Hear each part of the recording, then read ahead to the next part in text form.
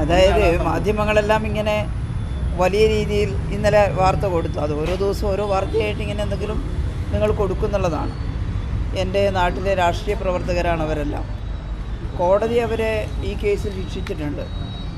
എന്നാൽ നാട്ടുകാർക്ക് എല്ലാവർക്കും അറിയുന്നത് അവരാരെങ്കിലും ഇത്തരത്തിലുള്ള ഏതെങ്കിലും കുറ്റകൃത്യത്തിൽ പങ്കെടുക്കുന്നവരല്ല എന്നുള്ളതാണ്.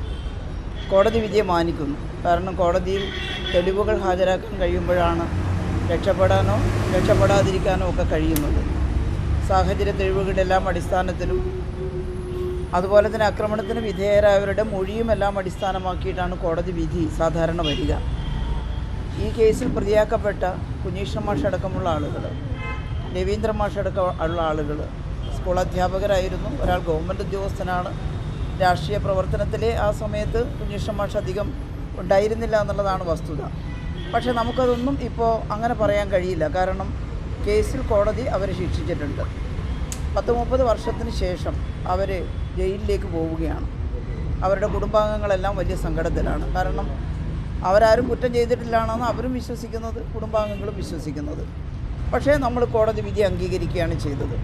അവർ ജയിലിലേക്ക് പോകുന്ന സമയം അവരുടെ കുടുംബാംഗങ്ങളെല്ലാം എൻ്റെ നാട്ടുകാരാണ്.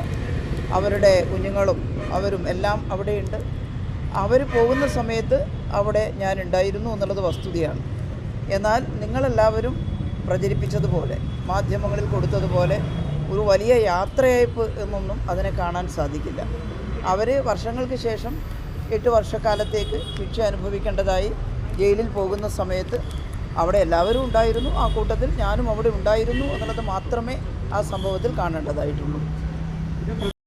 ഏറ്റവും പുതിയ വാർത്തകളും വിശേഷങ്ങളും വിരൽ തുമ്പിലറിയാൻ സീ മലയാളം ന്യൂസ് എല്ലാ ഡിജിറ്റൽ പ്ലാറ്റ്ഫോമുകളിലും ലഭ്യം.